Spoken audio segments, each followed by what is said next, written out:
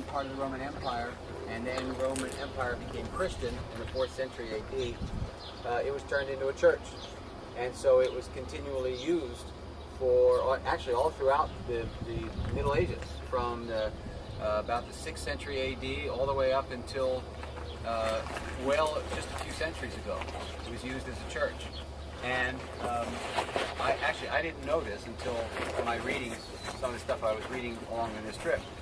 But the reason that it wasn't all dismantled like the Parthenon and so many other buildings around here is not because it was buried, it's because it was a church.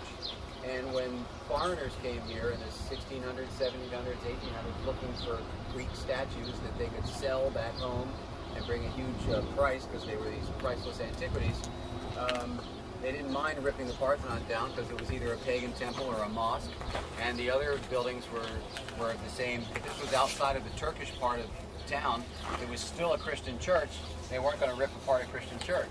So fortunately, for those reasons, it's remained rather intact to this day.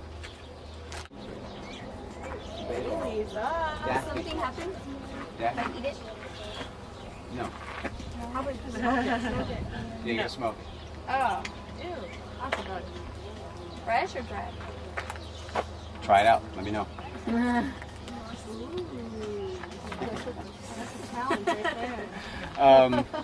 This round building over here was the Prytaneon, kind of like our Senate building.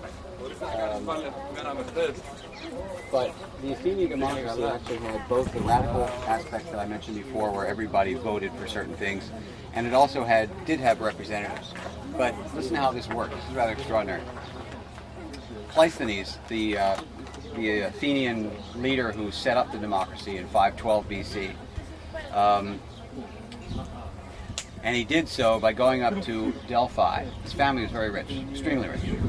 And he went up to Delphi, and the temple had been destroyed by an earthquake. So he bribed the people of Delphi, as Staffy says, under the table.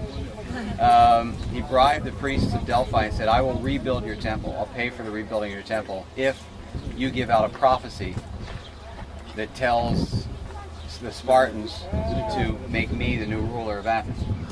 So he did that. He paid the money, they built the temple, and they rebuilt the temple that you saw in Delphi. The prophet Pythia gave the word to the Spartans, who were powerful militarily.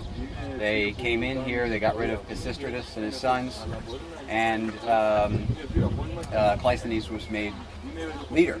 And to establish his leadership, he basically shared it with the people. This was a new idea, democratia, people government. And demos means people. And he did some things for the people. He built this drain you see right here. It actually goes up the hillside and down here, and you can see it continuing right under where the wood is. When he set up the government, he set up the General Assembly, which had, like I said, a quorum of 5,000, and that's up on the beyond that church up there, and you can see it from the Acropolis. And then he set up a kind of representative system, divided Attica, the whole land around Athens, into 10 sections, and each section would be in control for like 35 days or something like that. And so you'd elect 30 some representatives, and each one was the leader of Athens for the day. For one 24-hour period, you were the leader. And Socrates did this.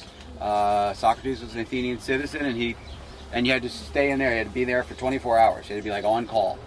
So we know that Socrates spent at least 24 hours in there in the late 5th century BC. Also, right over here, right about where these guys are digging, archaeologists who excavated here decades ago found the evidence, the remains of a cobbler shop, a sandal maker. And they found little hobnails that you would use for that, and they found a cup with the name Simon on it. And Simon, we know from the dialogues of Plato, was a friend of Socrates. Really, Socrates used to hang around Simon's cobbler shop, so chances are he was right there too. Yeah, it's pretty neat. I don't know what they're, this is an American dig, by the way. Not that these guys are Americans, but Rockefeller money poured into here in the early part of the 20th century. And the whole Athenian Agora is an American excavation. Rockefeller money rebuilt that building that we're going to go into right now, and also established the museum. It also means that everything in the museum is written in English, so you can understand it. And that's where Socrates used to be? Yep, right there in the Prytaneum. It's a round building. No, he used to hang out over here. Hang out there, work there. But he ruled one time? One day, 24-hour period. And it turned out to be a very important period. The Athenians were in a war against the Spartans, the Peloponnesian War, and the Athenians had won a battle, but a storm was coming, and they abandoned some of their shipmates, alive and dead. And it was an Athenian. You bring back your wounded and you're dead. But the ship captains gave the order not to. So when they came back to Athens, there was a big scandal and a big trial. And it was during that time that Socrates was in charge there. And he wanted to, I think I have this right, he wanted to acquit them. It wasn't his decision ultimately, but you engineer your government so as much as you can. But anyway, so he was in charge for one day, and it was a rather important day. Okay. All right. Let's head up this way. Past the road to the store.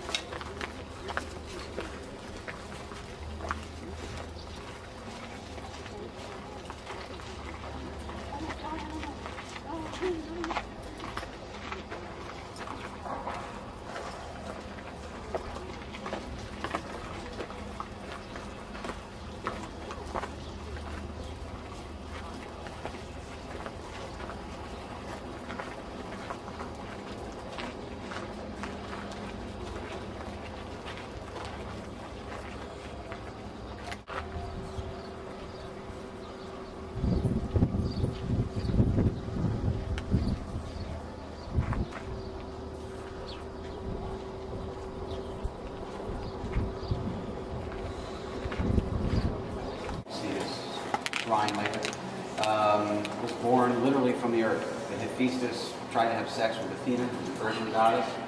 He remember this one. He spills his seed upon the ground, and the earth goddess produces Heracles, one of their early kings.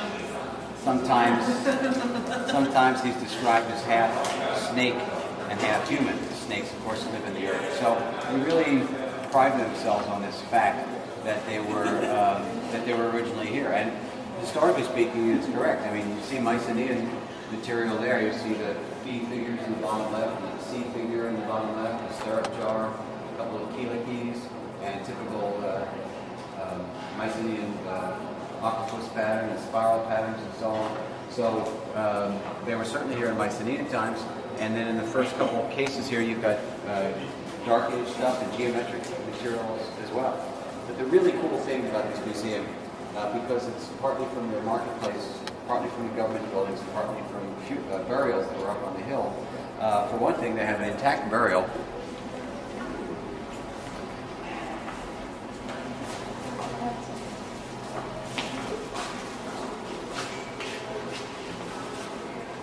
I mean, if you wonder what they come upon, here's a stone coffin, and then these grave goods put in the grave with them. Because of the pottery, we can date this rather accurately to about 900,000 BC, again because of the style of the geometric pottery. It's not very involved geometric pottery, it's very simple.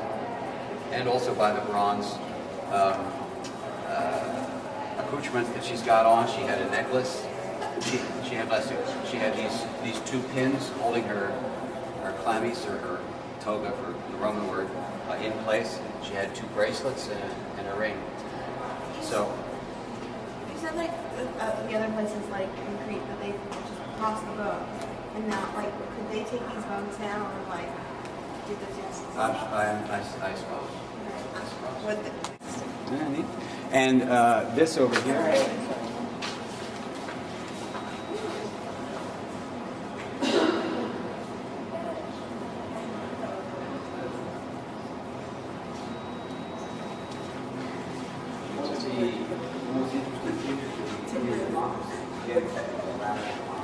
Previous year, and that person was kicked out of town for 10 years, exiled for 10 years. And of course, like all elections, it was very politicized.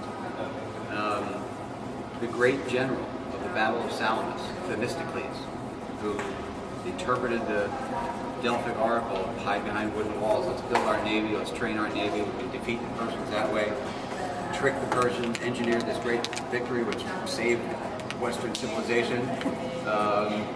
A few years later was ostracized. Well, his political enemies got the best of him and he lost. When archaeologists excavated here, they found these, which this, I don't know how much Greek you can read, but this says Themistocles, Neocles, son of Neocles, Themistocles, Themistocles, Themistocles. They all say Themistocles, and if you notice, they're all written by the same person. So either somebody stuffed the ballot box or, made a bunch and handed them out to people with a coin or, when I grew up in the 50s and 60s, we had a nanny, and she lived in Philly, and she said every election they would come around with $5, give you a list of people to vote for, and so on. I mean, this is political, it's politics, and especially in ancient Athens. So here's one of the great heroes of Western military history, let's say, and a couple of years after he was won this victory, he was ostracized. What are these? Yeah, well, that's a good question. They're actually ostraka. An ostracone, where the word ostracized comes from, is a pottery fragment. So this is the base of a piece of pottery. This? Yes, exactly. It's the base of that, which is broken off. This would be a And cup. yeah, They break it up on purpose. that I don't know. That I, I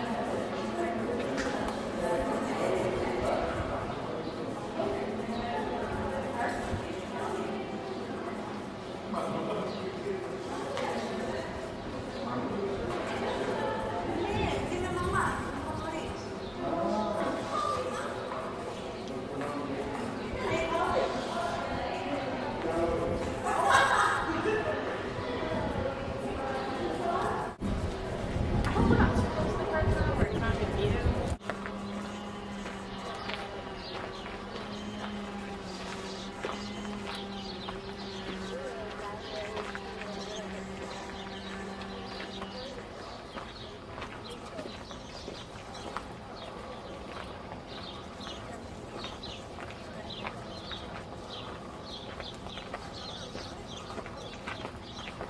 the 5th century BC, and during the Panathenaea, this magnificent procession, they would come from the gates, bring this stuff out of the storeroom that we saw, and pull it up this is also called the Sacred Way, and it was a ramp that went all the way up here around to the west slope of the Acropolis, and around the west side of the Acropolis, and then up the way that we're going to go, well, part of the way that we're going to enter the Acropolis up on the top.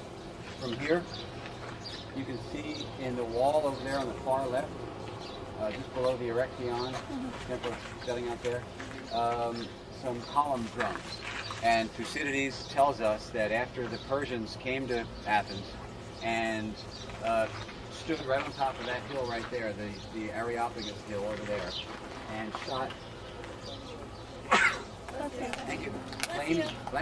flaming arrows from the Areopagus into the wooden walls, burnt the Acropolis, destroyed the buildings up there, and then they went to Salamis, and the Athenians defeated them there. And after the Persians went home, the Acropolis was undefended, had been destroyed. So they quickly built this wall. Thucydides says as quickly as they could, they just grabbed whatever was left of the temples and so on that had been destroyed, and they, threw them all in there. And to this day, I mean, you can see the column drums that they grabbed and put into that part of the wall. Yeah, it's neat. And when we're up there, you'll see them from the other side. It is neat. It's exactly what he described. Whose yellow house is that? This is a restaurant. So you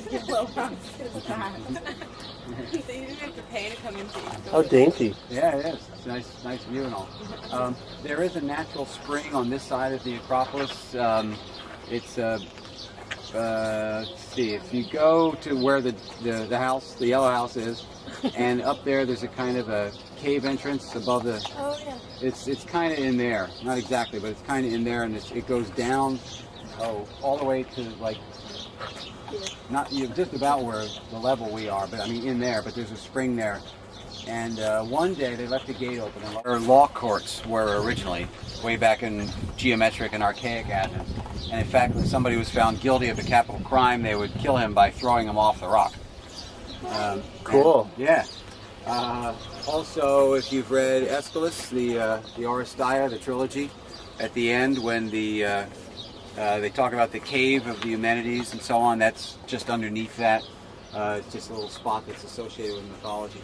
And then some of you may know that in the New Testament, St. Paul comes to Athens and quotes from ancient literature. You know, he tries to address the Athenians because they were intellectuals and highly cultured and very snobbish. And he addressed the Athenians from that very rock, the Areopagus. In fact, when we walk past it, there's a little plaque up there that says St. Paul addressed the Athenians here. Yeah. Oh. There was a famous saint here, Saint Dionysius, like the name Dionysus, but made into a human name, Dionysius. And he was called, that is, Dionysius from there. The same saint is confused with this French saint. In fact, our name Dennis from that French version. I watched the HBO special. Johnny's the best, man.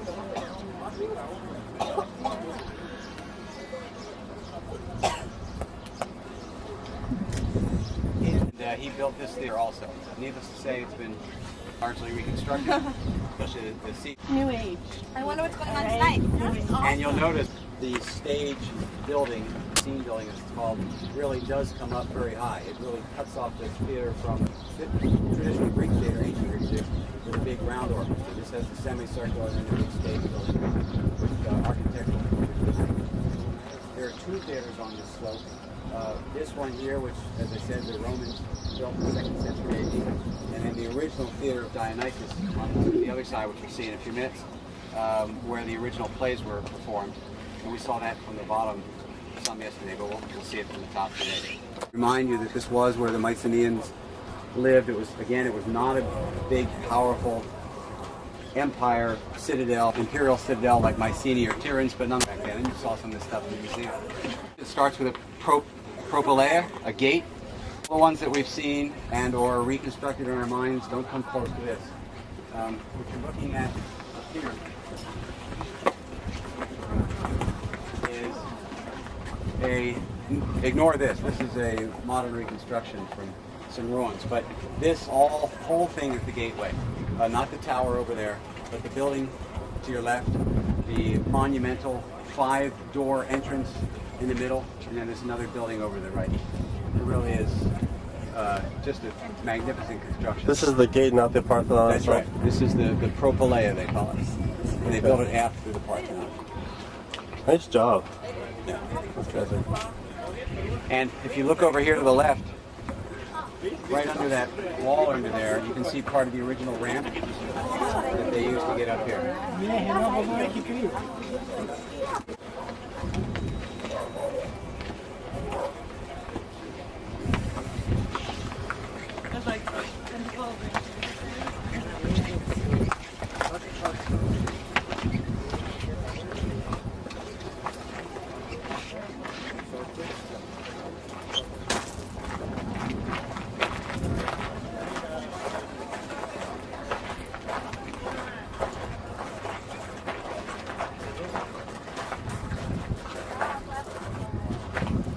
Things in perspective for you. Wow. We've got the Areopagus Hill right there, the original law courts. The assembly place for the General Assembly, the Ecclesia they called it, was that stone-cut hill, flattened area over there.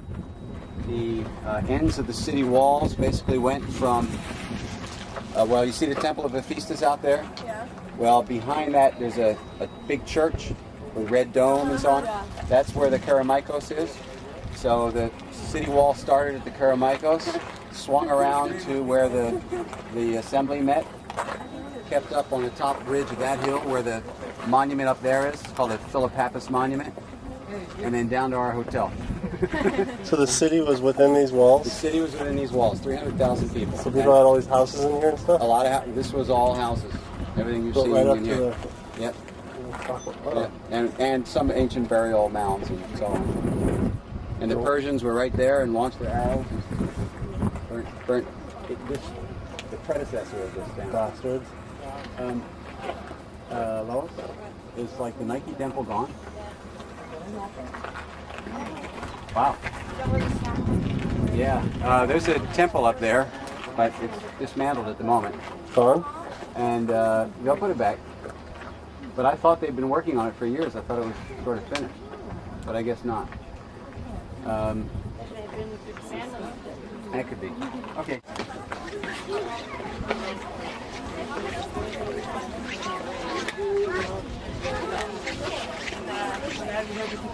Temple.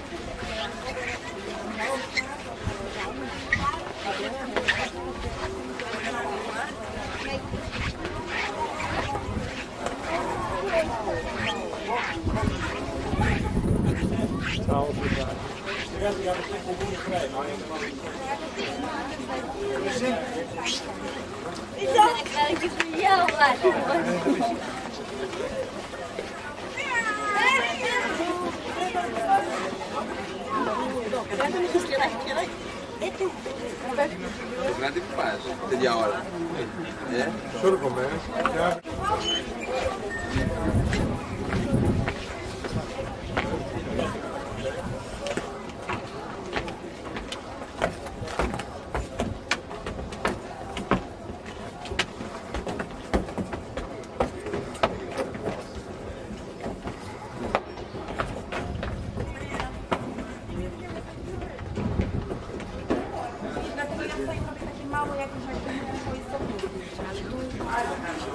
Ionic.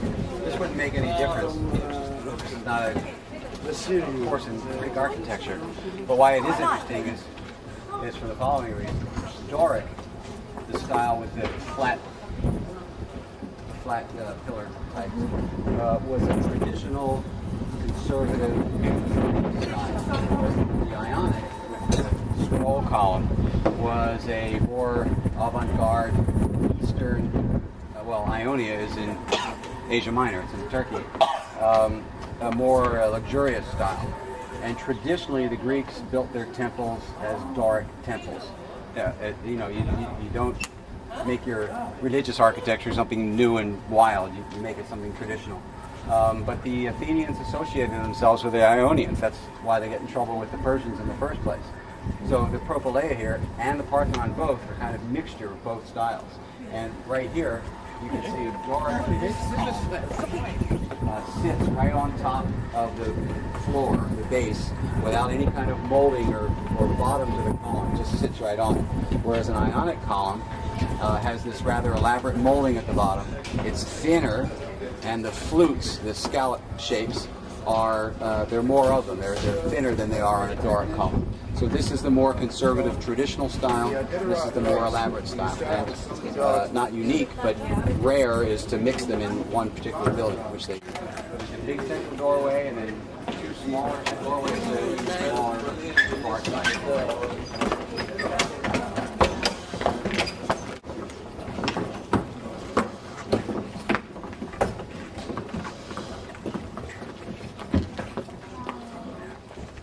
Photo opportunity. I know. It's like goosebumps.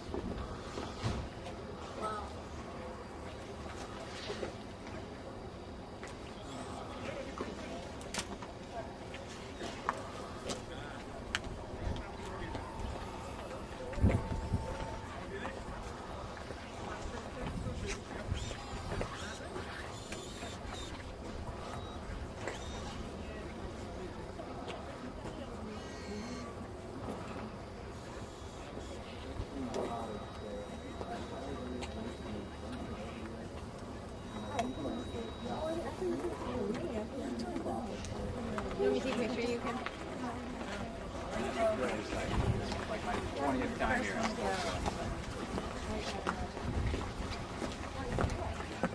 Mother yes, that's why we come in the afternoon. It's hottest when it's empty.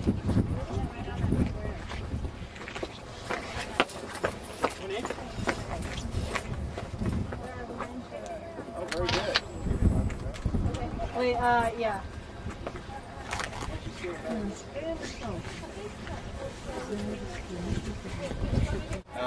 But there was about a 35, 40-foot statue of Athena here, built by Phidias, the great sculptor of the 5th century. And supposedly you can see the tip of her bronze helmet all the way from the shore. The statue base is that material right there, standing on top of the rock with the what they call the egg and dark decoration. That was the base of the statue that stood here. So when you came up here, you didn't have a direct shot of the Acropolis on, this is the big statue of Athena. And again, don't forget, Athens is the people of Athena. That's what it means. So Athena was their most important god. Just to orient you in general, there's 4 important buildings up here. The Parthenon, then the Proslea, the Erechtheion over there, and then the Temple of Nike, which is not there at the moment. Wait, where's Parthenon? Alright. Was that a joke? Disorientation. You can also see, compared to the ancient city, that the modern city has kind of outgrown its boundaries. You can also see what will happen if they protect the Coronado National Forest. People just build all the way up the mountainside because each person wants a better view than the person before. Alright, let's go to the Parthenon. Isn't that a disco? Everybody keep quiet.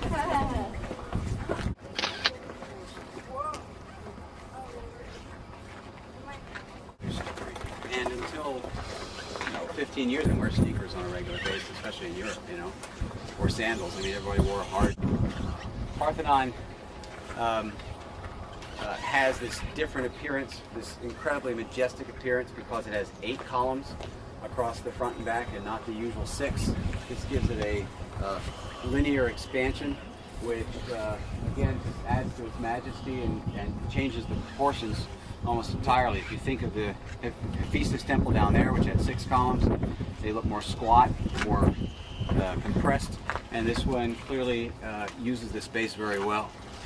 Miraculously, heavy as that building is, I mean, it's solid marble. And don't forget that originally its roof was also solid marble. It does not sit on original stone. There is a fill in here, I'll show you in a few minutes, that goes down about 30 or 40 feet. The original, you're standing on the original bedrock, but over here it slopes down and it kind of disappears. So they had to build a huge foundation before they could build this. And just as remarkable is that here we are 2,500 years later and it's still there. I mean, they knew what they were doing engineering-wise. It's a little hard to describe the sculpture, than the rest of it's in the British Museum. The pedimental sculptures, like the ones we saw at the Olympia Museum that were so astounding. On this is the west side, the sun's behind us. The west side was the back side, and this was a contest between Athena and Poseidon to see who should be the god who was patron deity of Athens. And Poseidon hits the rock and makes seawater appear, and Athena makes an olive tree appear. In fact, there's a ceremonial olive tree right over there. So they made Athena into their patron deity. It's a typical foundation myth, and that was illustrated up there. On the other side, on the east entrance, was the birth of Athena coming out of Zeus's head. You'll see a little reconstruction of that in the Acropolis Museum, which we'll pop into in a few minutes. That's the pediment. The metopes, those square blocks in between the 3 carvings, the triglyphs they're called, those metopes on all 4 sides, there's about 90 of them, represented the triumph of civilization over barbarity. There was the battle of the humans against the centaurs, there was the battle of the Amazons, there was the battle against the Trojans, and there was the battle against the Persians. So in each case it was the Greeks representing humanity, defeating barbarians, monsters, barbarians and monsters. And then you had a third thing, which is you can't see anymore, but there's an inner colonnade, and just above that there was a whole wall. Don't think of the Hira temple. That there's a wall inside that. The outer colonnade is just a peristyle, it's just a colonnade. There's an inner wall, and then on top of the inner wall was a frieze, an Ionian frieze, which was a continuous depiction of the Panathenaic procession. 540 some feet of sculpture. You'll see some copies and a couple fragments in the museum in here. If you want to see most of it, you go to the British Museum. The French have a couple fragments too. And it just went from this corner to that corner. I think this corner. And headed up that way, men on horses, chariots, leading sacrificial animals, going up both sides of the Parthenon and all the way up to the front where you had the gods. And what happened there was every 4 years, selected virgins, not that you would know what they are, but yes, selected virgins from Athena, young girls, would weave a sacred wool garment called a peplos and present that to Athena, who actually was both in this temple here in a Chryselephantine, huge Chryselephantine statue, and over in the Erechtheion in a very old traditional olive wood statue, which no longer exists. Of course, neither exists. One because it's wood and it didn't last. The other because it's gold and ivory and people. The big one is gold and ivory? Yeah, the one in here. Oh, the one in here. Yeah. This is where you would see the frieze. If you got up any closer, you'd be so. That's a retaining wall for the foundation. The foundation itself is these gray blocks for as deep as this. You can't see them now, but I've seen photographs from when they were excavating. They go all the way down? Yep. About 40 feet. Uh-huh. This is like where the Acropolis ends. They extended it and they took it all the way out to here. Okay, a little farther this way.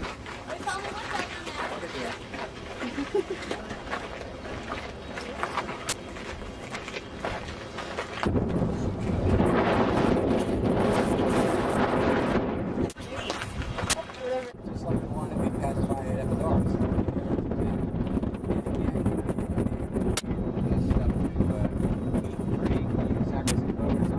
Sleep in the goat skin, dreams, woke up and told them what you trapped in. Now they died.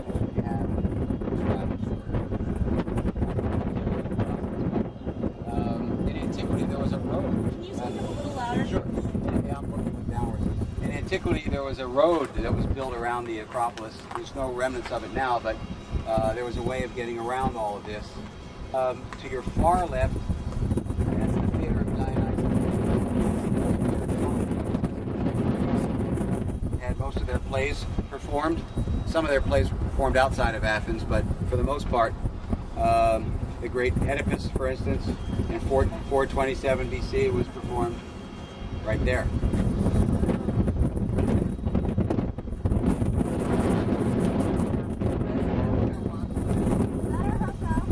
Yes. Which one? You walk that, see those stairs there? Yeah, the divine right there. It's got lettering on top.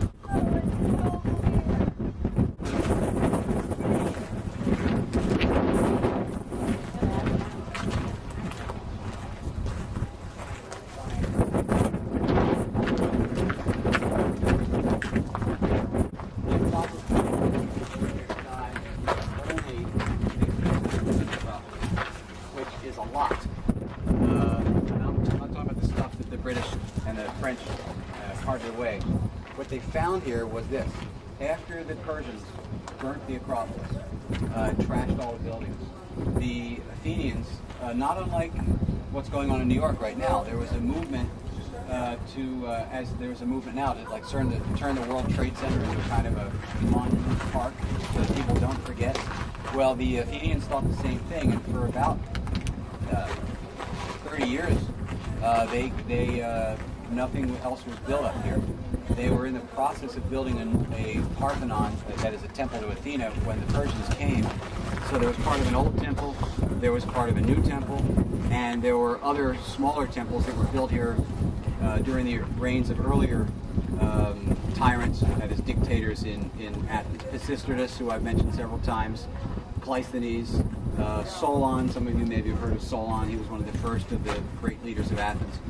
Anyway, all of these temples were ruined. So fortunately, they put, what do you do with used marble? There's not much you can do. So they put them in a burial pit. I'll show you later, but they dug a trench over there and they just sort of tossed them in, covered them up. It's great for archaeologists because in the 1840s, 50s, and 60s, when the Europeans came in here under German occupation and excavated, they found all these magnificent sculptures.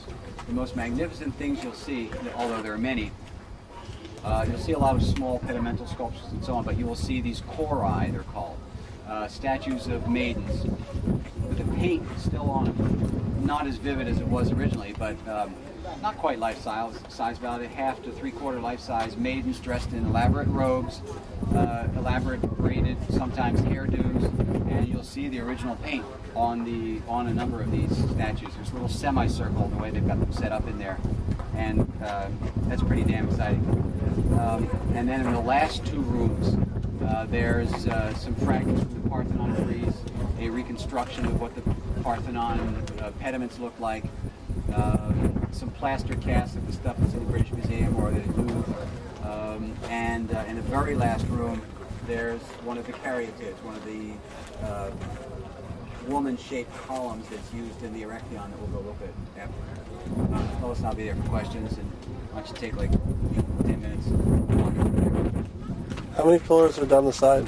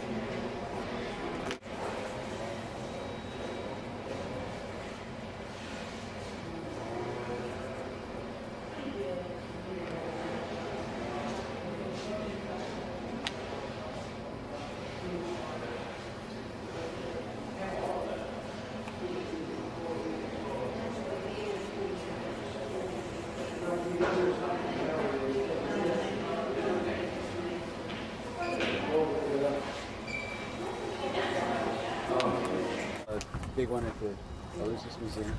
This whole building is the Erection. The Temple of Erectius, this guy who was born from the fetus of seed and represented a lot of little old cults. The Parthenon, remember, is the newer building. The Erection goes way back to the Bronze Age. Not what you're looking at, of course. It was rebuilt in the 5th century. So it's got all these odd little porches and angles and so on. Let's just walk around. And by the way, some of these stones here are from the original, what they call the pre-Parthenon. The temple that was defeated there was built.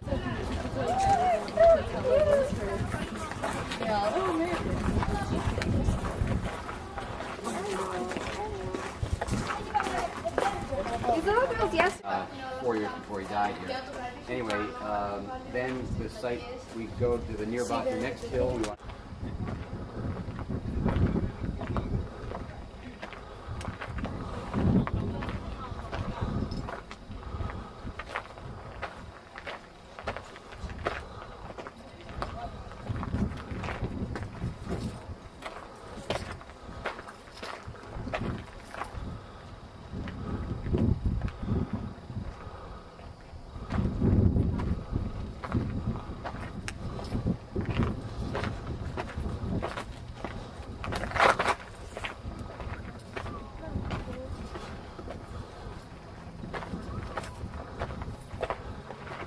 Open the food up here. They don't want us eating here. What we do is, after we finish with the temple and after we kind of hung around here for a while, where that pillar is over there. So You you can actually watch the sunset behind the temple. right. It's a great picture. Yeah, you really do. So some of you see it. So just walk back to, through the restaurant there, and we're just up there, and over those people are going right there. There. Classical temple, and it was put here very appropriately as a temple to the god Poseidon, the god of the sea. Up until about 50 years ago, people didn't really appreciate that Greek temples were situated according to what the god was, and in this case, this is. Who's up? Good brain. Good picture though. I'm not turning it. Especially if he takes his shoes off. Yeah. Classical temple built by the Athenians. This is the southern tip of Attica, and in some respects, it's the southeastern tip of Europe. The Balkan Peninsula that Greece is in is the south of Europe, and then this is even farther south than that. When Athenians sailing out to battle or trade would sail around to Athens, which is up the bay that way, they'd see this temple in the distance and feel as if they've reached home. Plus, of course, it's the Temple of Poseidon. Secondly, it's reconstructed rather carefully because it was all knocked down by earthquakes. You can see that the blocks are all wind swept from all the wind and erosion that would take place in a windy place like this. So it's a rather unique looking temple in that respect. I've told you the temples are oriented. Some of you are standing right directly in line with the sun, which is setting in the west, and the opening of the temple faces to the east. And then lastly, Lord Byron, the great English romantic poet, living in the 1820s, decided to come down to Greece several times, once as a kind of a tourist, although traveling in those days was very difficult. Greece was not an independent country, it was part of the Turkish Empire. And then he came down in the 1820s to fight for the Greek independence, and he died here fighting for Greek independence.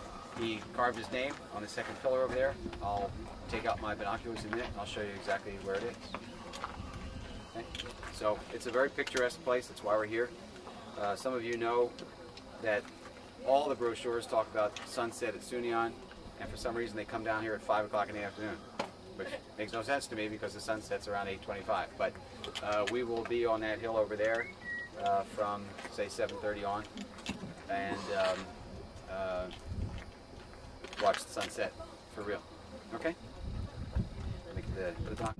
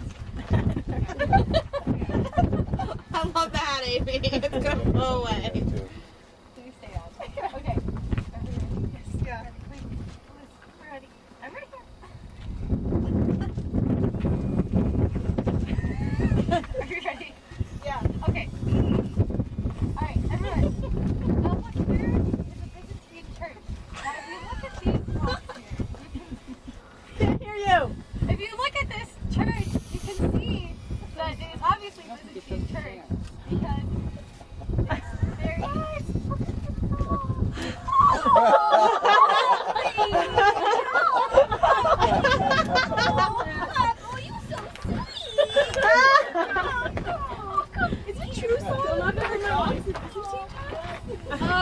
don't know. Okay, now look at this pile of rocks right here. Okay, now you can see that these rocks have been here for over 3,000 years. This was a kid that was dedicated. Why don't we move over here? Okay, now, everyone, this site right here was excavated in the late 1800s by... I'm a teacher. I'm teaching. No, I'm not guiding. I'm teaching. Hey, lady! He's not guiding. He's teaching. Don't guide. Beat it!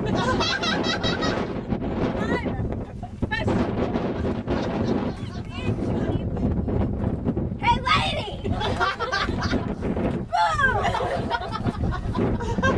You guys!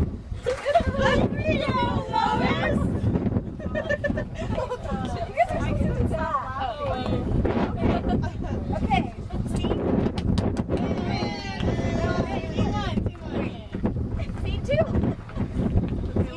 Oh, they're switching characters.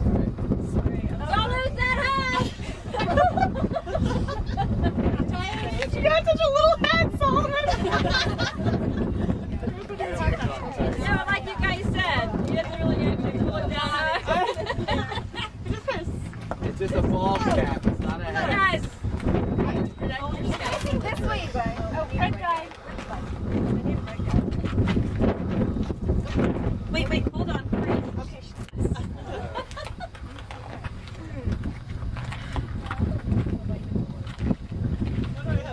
Hey, Solomon, where are you going? Red guy. I read my red guy 3 times.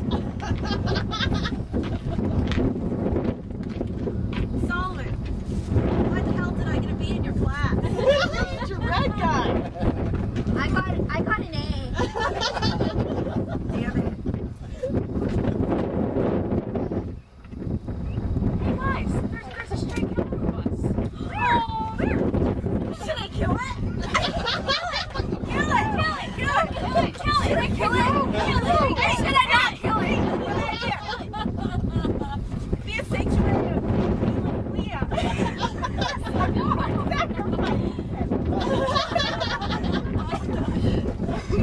Solomon, I'd like to discuss with you the existence of cats in ancient Minoan times.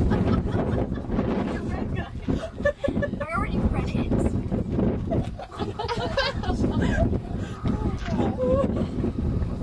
So should I kill it? Kill it! Kill it! I have it. 2 for kill it! And 2 for not kill it. Should I kill it? Kill it! You can't kill it! Kill it! No! That's what happens when you take it home. Can we take it home?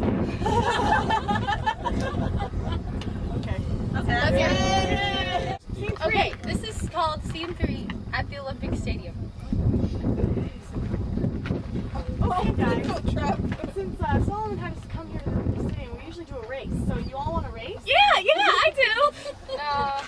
No, wait, you guys, let's play another Olympic sport. We are chugging. Yeah! Bring on the beer! Mayonnaise! Okay, I'll count you off. On 3. 1, 2, 3, go! Yes!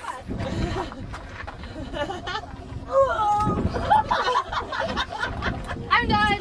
I win. Damn it! You cheated! You're a bitch! You're all cheaters!